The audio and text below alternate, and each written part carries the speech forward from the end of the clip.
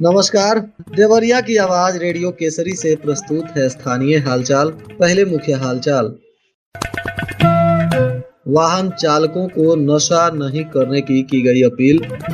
CTET परीक्षा शांतिपूर्ण तरीके से हुआ संपन्न। नवोदय विद्यालय की प्रवेश परीक्षा में 255 छात्र अनुपस्थित। 3 बीएलओ को मिलेगा पुरस्कार। आरटीई के तहत 4670 बच्चों का होगा नामांकन। स्थानीय हालचाल के इस अंक के साथ मैं निकेत मिश्र। अब हालचाल विस्तार से।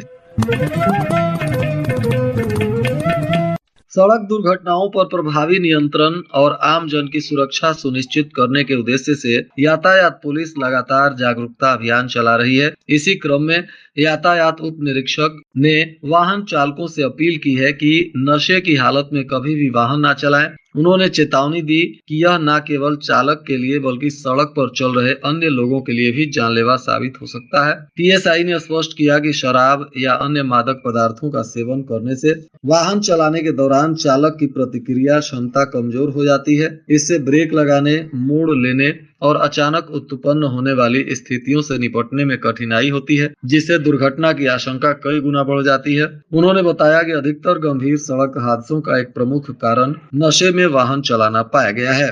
जवाहर नवोदय विद्यालय के कक्षा 9वीं और 11वीं में प्रवेश के लिए भी जिले के 2 परीक्षा केंद्रों पर कड़ी सुरक्षा के बीच प्रवेश परीक्षा आयोजित की गई। परीक्षा में 652 परीक्षार्थी शामिल हुए, जबकि 255 परीक्षार्थियों ने परीक्षा छोड़ दी। केंद्र पर कड़ी निगरानी के बीच परीक्षा का आयोजन किया गया। प्रवेश के दौरान परीक्षार्थियों की गहन चेकिंग की गई। जवाहर नवोदय विद्यालय के कक्षा 9 और 11 में प्रवेश के लिए जिले के विभिन्न विकास खंडों से 907 बच्चों ने आवेदन किया था। विद्यालय में प्रवेश के लिए जिले में 2 परीक्षा केंद्रों पर परीक्षा का आयोजन किया गया।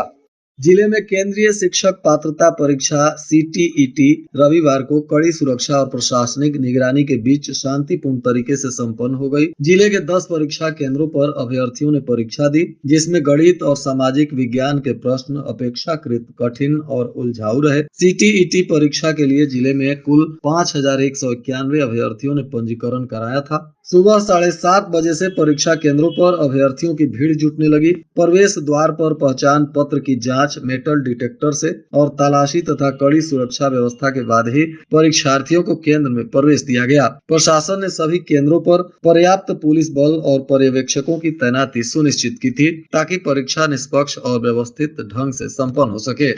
राज्य निर्वाचन आयोग ने मतदाता सूची के वृहद पुनरीक्षण के दौरान बीएलओ ऐप का सर्वाधिक प्रविष्टि करने वाले बीएलओ को पुरस्कृत करने का फरमान जारी किया था। इस क्रम में जिले में प्रथम, द्वितीय और तृतीय स्थान पाने वाले ब्लू की सूची राज्य निर्वाचन आयोग ने पंचायत और नगर निकाय कार्यालय को भेजी है। बीएलओ ऐप से सर्वाधिक मतदाताओं की एंट्री करने पर गौरी बाजार के भटौली बुजुर्ग के बीएलओ प्रवीण कुमार को प्रथम स्थान मिला है। इन्हें 10,000 रुपए का पुरस्कार मिलेगा, जबकि सलेमपुर विकासखंड के डुमवलिया के बीएलओ प्रवीण चंद पांडे को द्वितीय स्थान मिला है। इन्हें 8,000 रुपए और भलुवनी विकासखंड के खुखुंदू के बीएलओ संतोष कुमार श्रीवास्तव को तृतीय स्थान मिला है। इन्हें भी नगद राशि से पुरस्कृत किया जाएगा।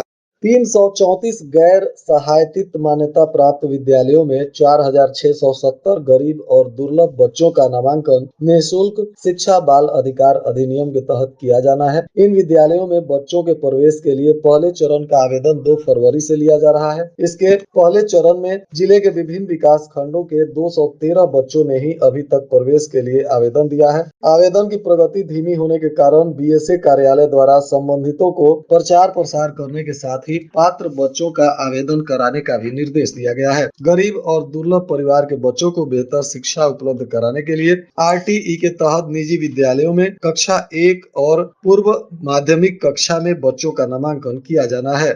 गौरी बाजार के रामपुर चौराहे पर बैरिकेटिंग हटाने की मांग पर एडिशनल एसपी ने थाने में नगरवासियों के साथ बैठक की। पुलिस ने बैरिकेटिंग हटाने के दौरान सड़क के पटरी से अतिक्रमण हटाने की शर्त रख दी। पूर्व चेयरमैन विजय सैनी ने किसी बात से नाराज होकर एडिशनल एसपी बैठक से उठने लगे। मान मनोबल के बाद कुछ दिन ट्रायल पर बैरिकेटिंग हटाने का आश्वासन दिया गया। वहीं सड़क के किनारे से 50 मीटर पीछे ठेले खोमचों के अतिक्रमण को हटाने की शर्त भी रख दी गई। पुलिस प्रशासन ने यातायात सुरक्षा को लेकर गौरी बाजार के रामपुर चौराहे के गोरखपुर देवरिया मार्ग पर महीनों से बैरिकेटिंग कर रखा है, जिससे आने जाने वाले वाहनों को चौराहे के पश्चिम पेट्रोल पंप पर पूरब डाक बंगला के समीप जाकर टर्न लेकर लेन बदलना पड़ता है और इसी को लेकर यह बैठक की गई थी। मुख्य राजस्व अधिकारी विजय कुमार सिंह ने नगर पंचायत सलेमपुर के वार्ड नंबर 4 सलाहाबाद में बन रहे पंप हाउस के निर्माण एवं वार्ड नंबर 12 में निर्मित 70 मीटर सीसी रोड का औचक निरीक्षण किया। इस दौरान उन्होंने निर्माण कार्य की गुणवत्ता, मानक एवं प्रगति की जानकारी ईओ महेंद्र पांडे से ली। निरीक्षण के दौरान सीआरओ ने संबंधित जेई और ईओ को निर्माण कार्य में मानकों का पूर्ण पालन सुनिश्चित करने का निर्देश दिया। उन्होंने कहा कि किसी भी स्तर पर लापरवाही बर्दाश्त नहीं की जाएगी। निरीक्षण के समय ईओ महेंद्र पांडे सहित अन्य कर्मचारी भी मौजूद रहे।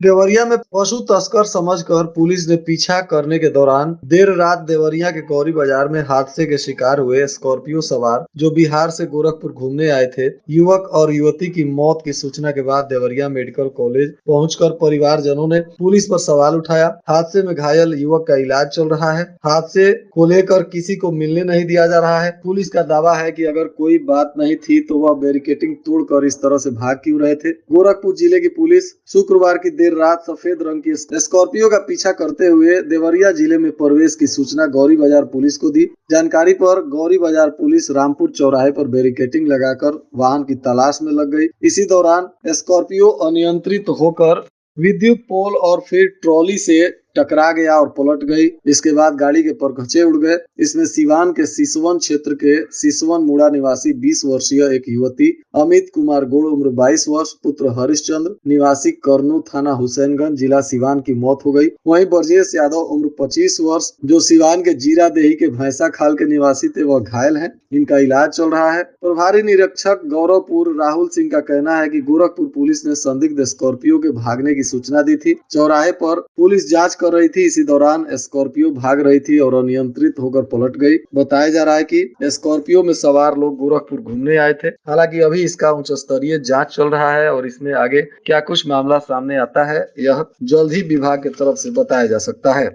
खामपार थाना क्षेत्र के बंगरा चौराहे पर स्थापित स्वतंत्रता संग्राम सेनानी भागवत भगत खजड़ी वाले की प्रतिमा को अराजक तत्वों ने तोड़ दिया। इस घटना से क्षेत्र में भारी आक्रोश है। पुलिस ने त्वरित कार्रवाई करते हुए आरोपी को हालांकि अब गिरफ्तार कर लिया है, लेकिन इसके बावजूद ग्रामीणों का आक्रोश शांत नहीं हुआ। घटना के 3 दिन बाद भी सुबह भारी संख्या में ग्रामीण बंगरा बाजार तिराहे पर टूटी प्रतिमा के सामने धरने पर बैठ गए। ग्रामीणों की मांग है कि उच्च अधिकारी मौके पर आकर नई प्रतिमा लगवाने का स्पष्ट दे तभी धरना समाप्त किया जाएगा।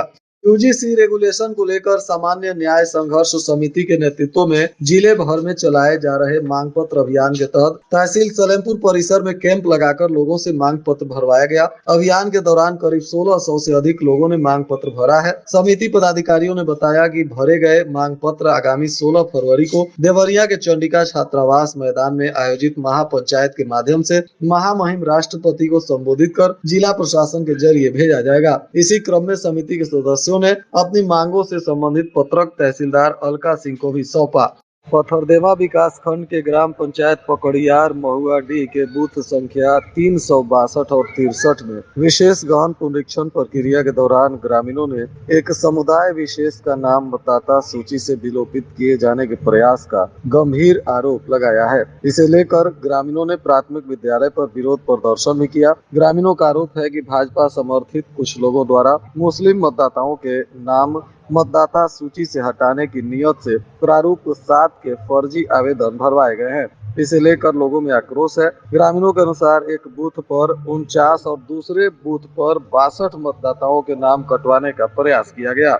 हैरानी की बात यह है कि सभी प्रारूप 7 आवेदनों पर एक ही व्यक्ति के हस्ताक्षर पाए गए हैं। आरोप है कि इसके लिए बीएलओ पर भी दबाव बनाया गया है। इसे लेकर समाज के लोगों ने लोकतांत्रिक अधिकारों पर सीधा हमला बताया। उधर महुआडीह निवासी अखलाक अंसारी ने इसकी जानकारी पूर्व मंत्री ब्रह्मा शंकर त्रिपाठी को दी। मामले की जानकारी होते ही पूर्व मंत्री ने तत्काल पूर्व प्रमुख प्रतिनिधि संजय कुमार मल्ल सहित सपा के अन्य नेताओं को भी मौके पर भेजकर स्थिति की जानकारी कराई। प्रारंभिक तथ्यों के सामने आने के बाद पूर्व मंत्री त्रिपाठी ने इस घटना पर कड़ा रोष व्यक्त किया है और इसे सुनियोजित साजिश करार दिया।